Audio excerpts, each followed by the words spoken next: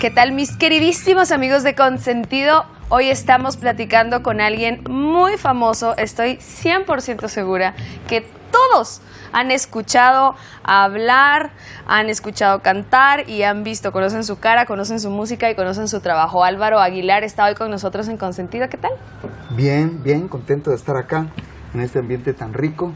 Rico, ¿verdad? Sí, Se escapa sí. uno en Blue Tree. Sí, exactamente, es otro espacio, estás fuera del estrés de la ciudad y el movimiento de las ramas, de los los pajaritos. Ah, no, esos son pollos. No, pero sí, súper. Pues qué contento, bueno que contento de podamos estar con ustedes. compartir contigo un ratito, porque aquí en Consentido nos gusta conocer a los conocidos, unos más conocidos que otros, por supuesto, pero nos gusta conocerlos a ellos, no solo desde afuera, sino meternos un poquito en sus vidas. Contanos desde el principio, ¿cómo eras de chiquito? Siempre fuiste musical, pero ¿cómo llegó el arte a tu vida? ¿Cómo empezaste a involucrarte con la música? ¿Eras un niño travieso? ¿Eras extrovertido? Me imagino que sí. No, todo lo contrario. ¿Ah, sí? Bueno, tenemos que irnos bastante más para allá, hasta una generación antes de nosotros. Mi tío abuelo Botsbelí Aguilar era músico, y entonces ahí ahí detecto yo al menos la primera señal de que traíamos genes de músico. Yo estoy convencido de que la música viene en los genes, y entonces hay mucha gente que nace con genes de músico y saben que les gustaría ser músicos, pero se dedican a otra cosa porque dicen, de músico me va a morir de hambre, ¿verdad? Uh-huh. Entonces se dedican a otra cosa, pero siempre están como que buscando guitarra, buscando cantar. Total que yo, más o menos como a los 4 años, fue que una vez estaba viendo televisión. Yo no sé por qué tengo grabada esta imagen, pero me acuerdo que estaba mi mamá de pie atrás mío, yo estaba viendo televisión y vi a unos peludos. Pueden haber sido los Beatles o algo por el estilo, ¿verdad? Y le dije a mi mamá, mamá, yo quiero hacer eso cuando sea grande. Ah, va mi muchachito. Porque además es algo que dicen los niños, es como decir quiero ser astronauta o quiero ser... Sí, exacto. Y entonces, pero eso es la primera señal que yo identifico como que me llamó la atención la música. Y después siempre estuve pensando cómo entrarle, cómo hacerlo. Me llamaba mucho, miraba mucho los programas de videos, me encantaban los programas de videos. Y eventualmente me fabriqué una guitarra que era más que todo de... ¿Tú la hiciste? No sonaba, eras un pero luthier. era como para hacer la pose, ¿me entendés? Por ahí en el Facebook mío hay una foto de unos niños que está un niño con una rama, que hace directamente una raíz, y aquí unos chiquitos que están tocando ahí. Más o menos así era la primera guitarra que yo tuve. Después ya fui consiguiendo guitarras que sonaran. Mis primos, Ranferí y Orlando, se fueron a Sudamérica y ellos ingresaron allá a estudiar música al conservatorio de Bolivia o de Perú, no estoy seguro. Y cuando vinieron de vacaciones nos enseñaron a mi hermano y a mí a tocar guitarra. Ya traían guitarras de verdad y todo el asunto. ¿Y así se formó la primera banda que tuviste? Todavía no, porque ellos se regresaron, venían de vacaciones. Medallas del siglo X. Sí, las medallas del siglo X. Eso fue pre ese tiempo, porque teníamos un juego. Nosotros jugábamos con G.I. Joes, que eran unos muñecos así. Ajá. Y teníamos unos astronautas que eran los Johnny Apollos. Ese era un tipo de juego, y el otro tipo de juego era, vamos a tocar, vamos a hacer un grupo. Y éramos las medallas del siglo X. Jugábamos grupo. Pero con las medallas del siglo X hicieron música, o sea, sí se empezaron a aprender canciones. Compusimos canciones. ¿Y cuántos años tenías? Y ahí tendríamos unos entre 10 y 12 años. ¿Y te acuerdas de alguna canción? Había una que el nombre se llamaba Electrocuted. ¿Y qué decía? No, era tin, tin, tin, tin, tin, tin, tin, tin, era nada más así, música, ¿verdad? Pero la hacíamos con la boca, no tocábamos nada, solo había una batería que era un plato que habíamos conseguido, que era un plato real, y un cajón. un cajón de un cartón piedra. Y yo era el baterista en ese entonces. Y todo lo demás, la guitarra, toda bim, bim, bim, con la boca. Sí. Después conseguimos un pequeño organito y ese lo tocaba Ranferi. Él tocaba ahí algunas cositas. Bueno, pero es muy interesante porque se manifiesta en muchas personas, en otras se tarda un poco más, pero en muchas personas, como en tu caso, se manifiesta desde muy temprano las inclinaciones, los gustos, la naturaleza en tu personalidad. ¿Cómo ves ahora a los niños, digamos, cuando ves un niño que está jugando música en el supermercado? O sea, ¿qué tan importante crees que es dejarle ese espacio abierto a un ser humano para que se desarrolle y no decir, ay hombre, estás jugando, pero venga a estudiar, sino dejarlo descubrirse a sí mismo? ¿Qué tan importante crees que fue que a ti te permitieran jugar? Porque estabas jugando en ese momento, pues habías dicho tal vez un par de veces que querías hacerlo, pero igual estabas jugando. ¿Cómo ese permiso que tuviste, qué tan importante fue? Pues bueno, fue totalmente determinante el hecho de que mis padres nos permitieran, no solo mis padres, sino que también mis tíos, permitieran que nosotros, nuestra generación, tomáramos instrumentos y pudiéramos desarrollarnos en la música. Siempre sí fue la condición que estudiáramos alguna otra carrera. Y entonces gracias a eso pues yo estudié química, no terminé la carrera, me faltaron 9 cursos, pero lo que platicábamos hace un rato es que nosotros los artistas utilizamos el lado derecho del cerebro y entonces de esa suerte tenemos facilidad para las imágenes, para el lenguaje, para la música, pero se nos dificulta mucho la matemática, ¿verdad? Los procesos lógicos, que es el otro lado del cerebro, no se nos facilitan. Y entonces, pero eso hay que ejercitarlo, se puede ejercitar. Y para eso me sirvió a mí la paciencia de mis maestros en la escuela de química para llevarme a través de las 2 veces que reprobé cálculo 1, las 2 veces que reprobé ecuaciones diferenciales, hasta que al fin aprendí matemáticas. Y me encantaron las matemáticas. Y me acerqué a la física y me acerqué a la química. Y la física es ahora uno de mis hobbies, lo que yo leo, ¿verdad? ¿Ah, sí? Stephen Hawking, sí. Y la ciencia ficción, todo lo relacionado con física, ¿verdad? La ciencia ficción me encanta. Es interesante conocer, ves lo que te decía al principio, conocer otras caras, otras facetas, otras inquietudes que hay dentro de una persona que tiene una imagen ya para nosotros que pues hoy queremos pasar y conocer un poquito más, y es lo que estamos haciendo hoy, platicando en Consentido con Álvaro Aguilar. No se muevan, que ya regresamos.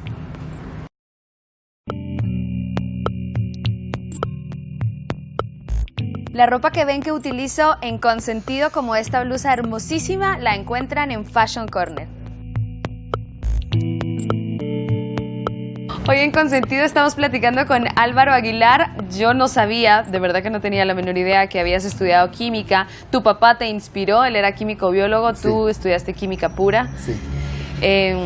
Y uno lo mira así como, oh, qué buena onda, pero yo sí lo veo bastante difícil. Tú dices que todo el mundo podría. No, sí. O sea, es una cosa que le vas encontrando el gusto, porque hay un montón de cosas que se descubren que son lindas. Yo le tenía aversión por el asunto de las matemáticas, porque sí, siempre fui chambón para las matemáticas, pero porque yo nunca había tenido un buen maestro que me lo enseñara bien. Durante un mismo año me cambiaron 9 veces de maestro en un mismo año. Y así no, salí muy mal preparado del colegio en lo que a matemáticas se refiere. En la U fue que me tuvieron que enderezar los pobres. Pero cuando ya lo entendés, te encanta.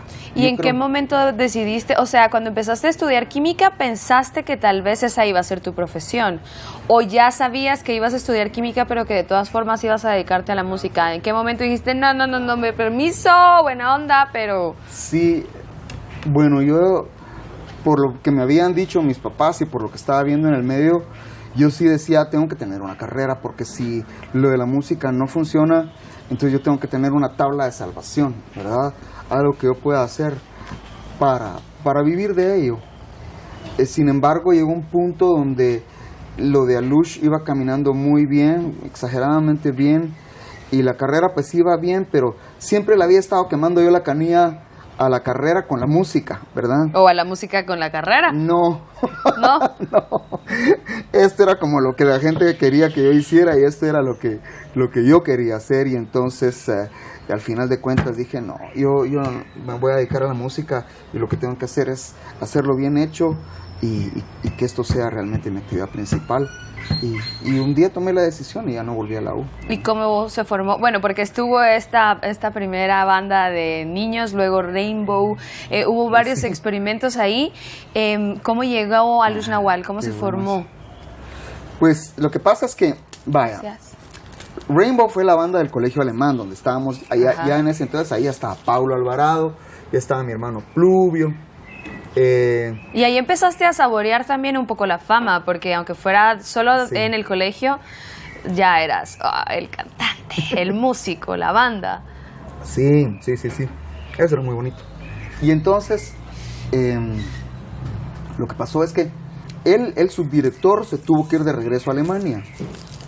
Pero él era el dueño de las Chivas, y entonces hubo que vender todo, hasta la guitarra. Yo estaba con un bajón terrible, ¿verdad? Pero el que era nuestro maestro, que había sido baterista de otra banda muy famosa que se llamó SOS, él, David de Gandarias, me dijo, mira, vos músico, vos no te preocupes, ya vas a ver que de alguna manera vos vas a encontrar Chivas y vas a seguir para adelante. Será, le decía, ya vas a ver. Además que en la adolescencia, que es una época donde todo es un trauma, ¿no? Todo es drama, o todo es o todo es odio o amor, solo esos dos sentimientos. Sí, bueno, pues total que... cabal, dicho y hecho, yo empecé a tocar en un barcito que se llamaba White Horse, yo solo, y tocaba con la guitarra, la mayor parte de covers, ¿verdad? El Trío América, de James Taylor, de gente así, y una que otra mía, y ahí fue donde se compuso La Fábula del Grillo y el Mar, porque llegó un punto donde la gente llegaba a platicar, pero no le ponía coco a las canciones nuestras. Y entonces eso fue creciendo, cada vez llegaba más gente al lugarcín. Y le dije a mi hermano, mira, venite a tocar conmigo. Después llegó Ranferí de Sudamérica, venite Ranferí. Conseguimos un baterista, entonces ahí se formó ya que el primer núcleo de lo que iba a suceder. Y al año siguiente, en junio, el 16 de junio, empezó una temporada en un lugar que se llamaba Café Teatro. Y para ese día ya estuvo la formación que fue el primer Luz Nahual. ¿Y cómo decidieron ponerle a Luz Nahual? Eso costó tiempo, porque queríamos que fuera un nombre en algún vocablo de nuestras lenguas mayas, pero costó. Fue una cosa que fue trabajándose hasta que llegamos a ese nombre. Y estamos hablando de una época además que era, pues yo creo que la mayoría de bandas que tienen ya bastante tiempo de funcionar, de todas formas son bandas que nacieron a finales de los 80, en los 90, las bandas de rock. Ustedes son mucho antes de ellos y estaban... No mucho. Unos cuantos años. 79, pero era el conflicto armado, o sea, entre el 79 y el 83. Su apogeo, estamos hablando que en Guatemala era una época bien complicada.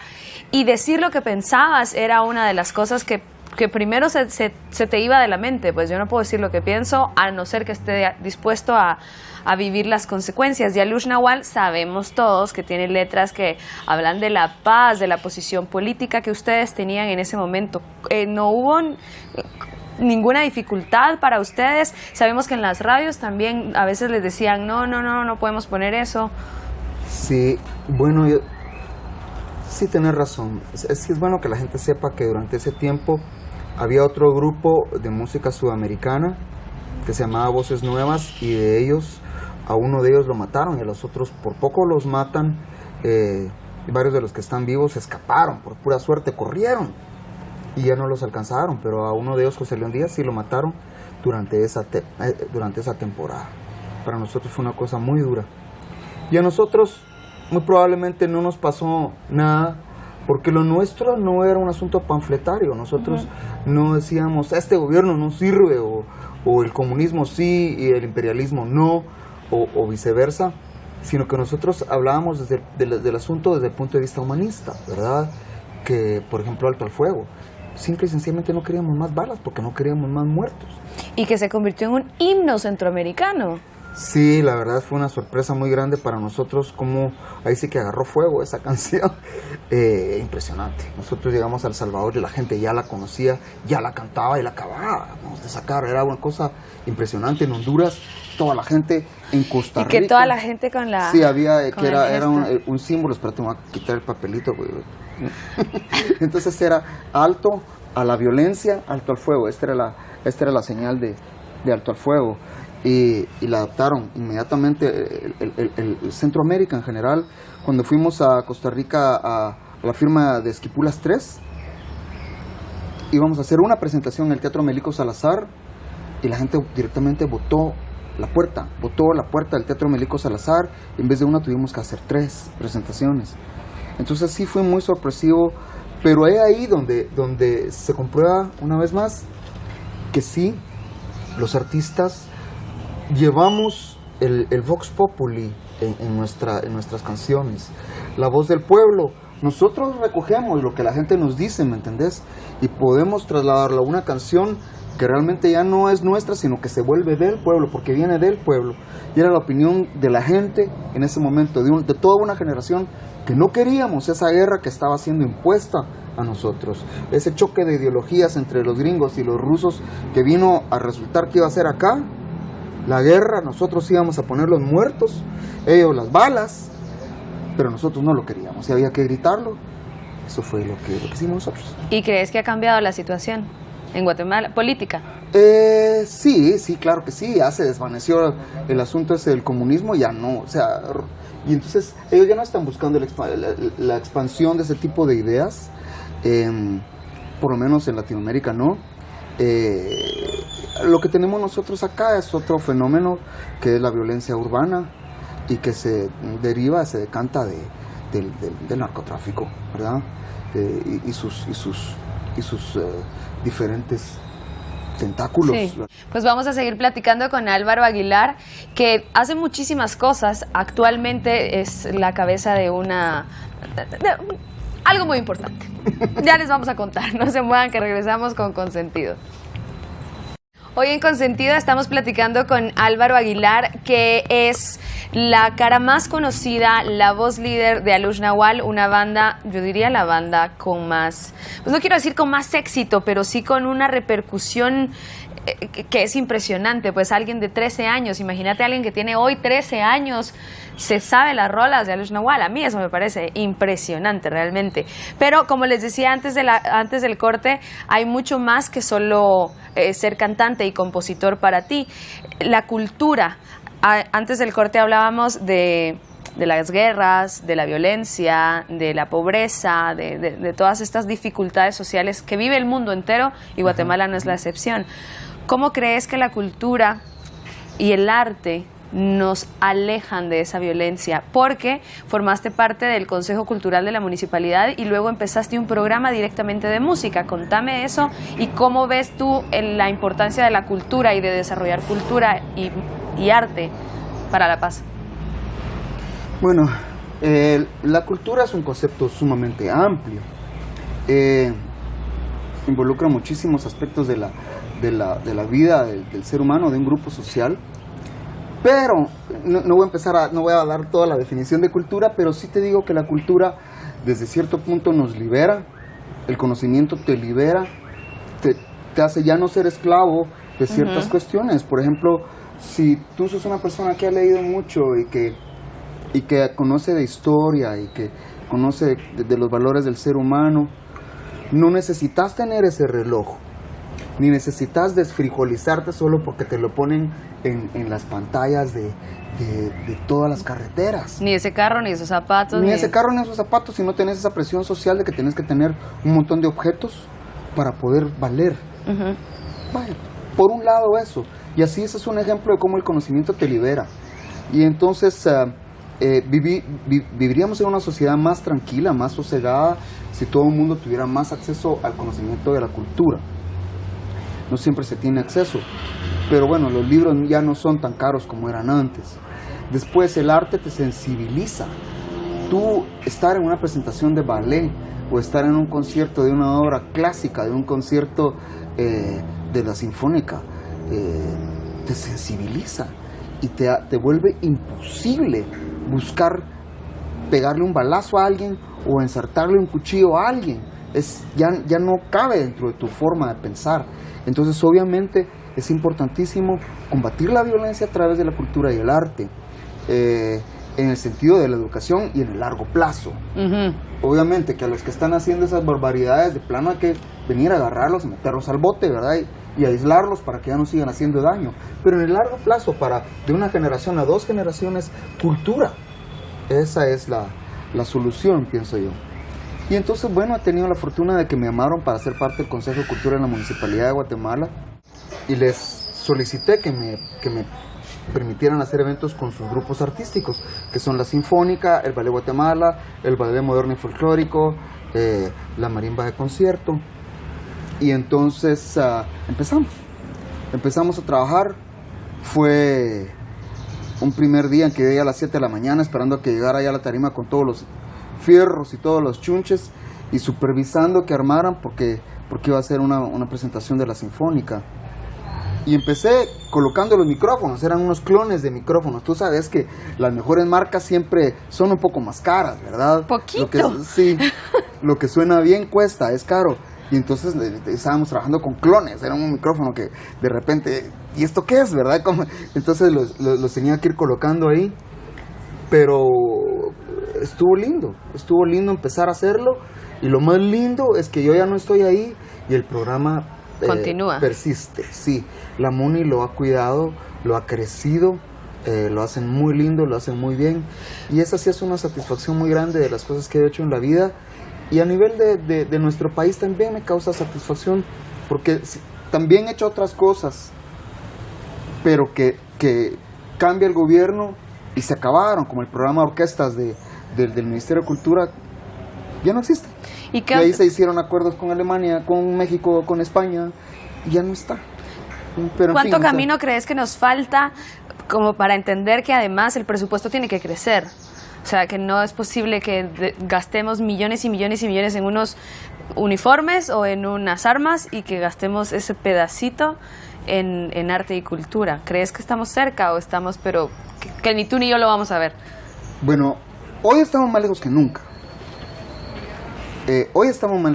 Tal vez en el futuro, cuando los candidatos le ofrezcan a la población o se les ocurra, tal vez a la población les interesaría que nosotros les ofrezcamos no solo que vamos a abrir chorritos y que vamos a hacer un puente, o que vamos y las mismas promesas de siempre, van a ver la salud, ya van a ver cómo va a estar de buena la salud, o la seguridad, ya van a ver, o sea, van a ver, que por lo menos preparen un plan de cultura, que digan nuestro candidato a cultura va a ser y ese tiene este proyecto para cuando nosotros lleguemos, ese es el proyecto, que incluye instrumentos para las aulas musicales, para los conservatorios, que incluye un nuevo conservatorio, que incluye trabajo interinstitucional, Ministerio de Educación, Ministerio de Cultura. Ya me fui. Pero a ver cuándo. Pero me diste cuerda. A ver cuándo llega ese candidato. Sí, a ver cuándo llega un candidato que se le ocurra que la cultura es importante. Rápidamente, quiero que me contés sobre la AEI. Es una asociación muy importante y que algunos, incluso intérpretes y músicos, no le tienen como tanta estima, otros sí. Contame qué hace la asociación y por qué hay algunos músicos que arrugan la nariz cuando hablamos de los derechos de autor y esas cosas. Bueno, si son músicos que están dedicándose a esto, que esa es su profesión, y arrugan la nariz es porque no tienen información suficiente. El derecho de autor, todos los artistas importantes del mundo están suscritos a una sociedad de derecho de autor. En Estados Unidos existen 3, que son BMI, ASCAP y CISAC. Una sociedad de derecho de autor se basa en que si tú vas a usar la música de alguien como parte del giro de un negocio en el que tú vas a lucrar, deberías compartir parte de ese lucro, parte de esas ganancias con el autor original, ¿verdad? Y entonces, por ejemplo, viene, Santana compone, es compositor, él tiene sus obras registradas en alguna de las sociedades de Estados Unidos, que muy bien puede ser ASCAP. Entonces nosotros representamos a ASCAP en Guatemala y de esa cuenta representamos la música de Santana. Como ese ejemplo representamos a México, Argentina, representamos a 223 sociedades. Aquí en Guatemala hay. Y tenemos 490 socios guatemaltecos, dentro de los cuales están Fernando Shell, Fabi Rodas, El Tambor de la Tribu, Gangster, Francisco Páez, en fin, prácticamente todos los que estamos teniendo la música como profesión y que sabemos de qué se trata los derechos de autor y que nuestros derechos de autor deben ser respetados. Pues seguro podríamos seguir hablando